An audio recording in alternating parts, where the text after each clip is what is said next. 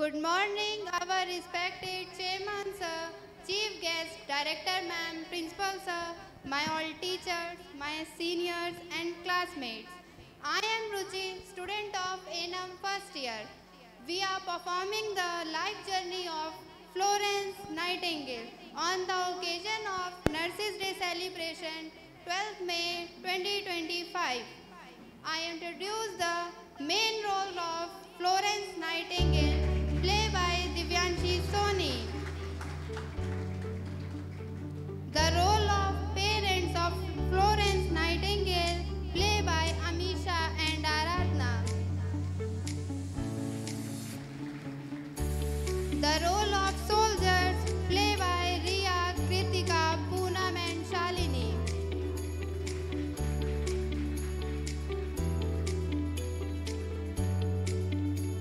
The role of patients, played by Arohi, Kiran and Prachi.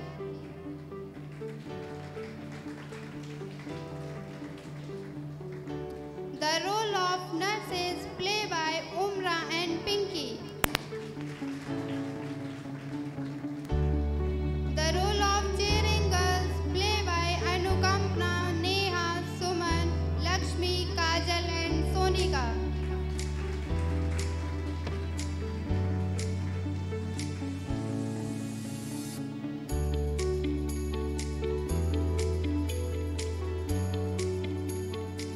सेवा का उत्तम भाग तुम्हारा, निस्वार्थ है बहाव तुम्हारा, बिना भेदभाव के ख्याल रखती हो, है जनमानस से लगाव तुम्हारा। हम बात कर रहे हैं the legendary of nurse Florence Nightingale, एक अद्भुत नारी की जीवन कहानी। एक अनोखा जीवन जीने वाली फ्लोरेंस का जन्म इटली के फ्लोरेंस सिटी में हुआ। इनके माता पिता इंग्लैंड के धनी परिवार से थे। फ्लोरेंस के जन्म के समय इनके माता पिता इंग्लैंड में निवास करते थे, इसीलिए उनका नाम उस शहर के नाम पर रख दिया गया। 12 मई सन 1820 ईस्वी में जन्मी फ्लोरेंस नाइटिंगेल इंग्लैंड में पली बढ़ी और उन्होंने अपनी पढ़ाई इंग्लैंड से ही की। यह लड़की एक रिच फैमिली से बिलोंग करती थी। इसके बावजूद भी 16 साल की उम्र में इन्हें सेवा भावना का एहसास हो गया था। बचपन से ही उस लड़की में दुखी इंसानों और जानवरों की सेवा करने की प्रबल इच्छा थी।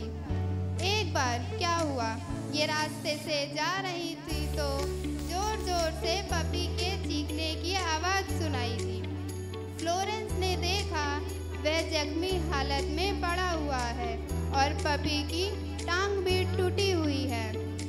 उन्हें बेजुबान कुत्ते पर इतनी अत्यंत दया आई और उन्होंने उसकी टूटी हुई टांग पर पट्टी कर दी।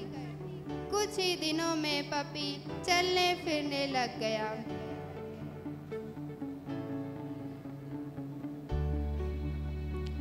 एक दिन फ्लोरेंस नाइटिंगेल ने अपने माता पिता से नर्स बनने की इच्छा प्रकट की, तो माता पिता ने इसका विरोध किया क्योंकि वह एक रिच फैमिली से बिलोंग करती थी। लेकिन वे सभी सुखों को त्याग कर नर्स बनने जर्मनी चली गई। नर्सिंग शिक्षा प्राप्त करने के बाद जब वह अस्पताल आई तब देखी कि अस्पताल की स्थिति अत्यंत दयनीय थी। वहां प्रशिक्षित नर्सिस की कमी थी। फिर भी उन्होंने मरीजों की सेवा करने में कोई भी कमी नहीं होने दी। फिर फ्लोरेंस रोज़ाना मरीजों की देखभाल करती और उनका हाल चाल पूछती थी। ठीक उसी समय सन 1854 में इंग्लैंड, फ्रांस और टर्की का युद्ध रूस से हो रहा था।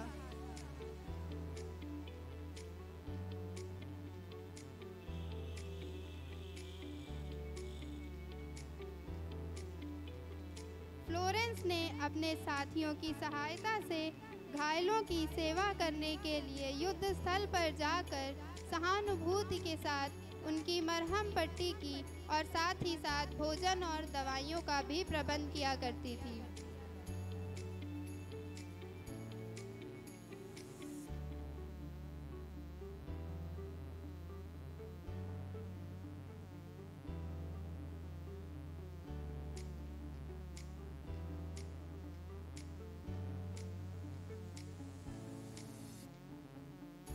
फिर रोज रात को जब सब सो जाया करते थे, वे रात्रि में लैंप लेकर घायलों को देखने और सेवा करने जाया करती थी, जिससे घायलों का आधा दुख दर्द दूर हो जाता था।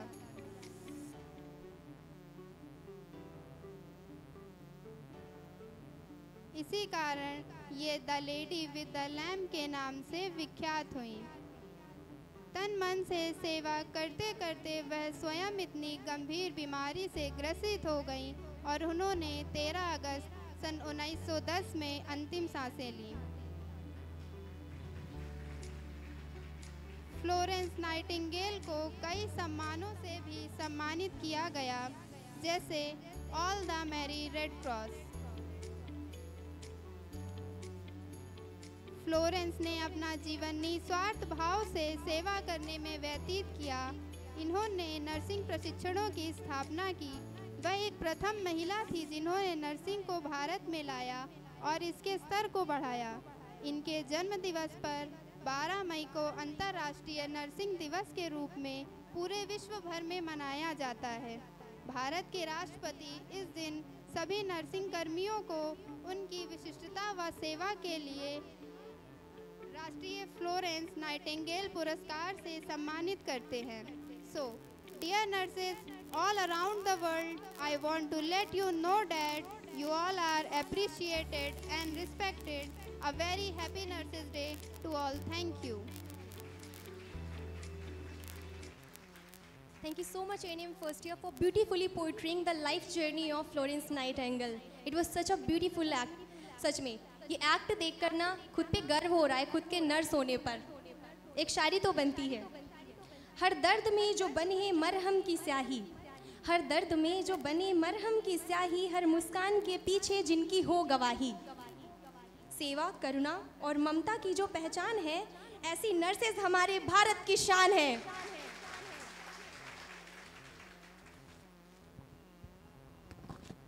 कहते हैं कि अति हर चीज़ की बुरी होती है। कहते हैं ना, अति का भला न बरसना, अति की भली न धूप। वैसे ही हमारे इस संसार में किसी भी चीज़ की अति बहुत ही खराब होती है। और ये भी कहा जाता है कि अहंकारी का सिर सदैव नीचे ही होता है। इसी कथन का प्रमाण कृष्ण लीला में दिखाई देता है, जब कालिया नाग यमुना नदी में प्रवेश करता है और गोकुल वासियों को विभिन्न प्रकार के कष्ट देता है, और तब जाकर भगवान श्री कृष्ण उनका वध करते हैं। तो अब मैं मंच पर आमंत्रित करती हूँ GNM थर्ड ईयर की श्वेता दी एंड ग्रुप को कि वो यहाँ पर आएँ और अपना अभिनय प्रस्तुत करें।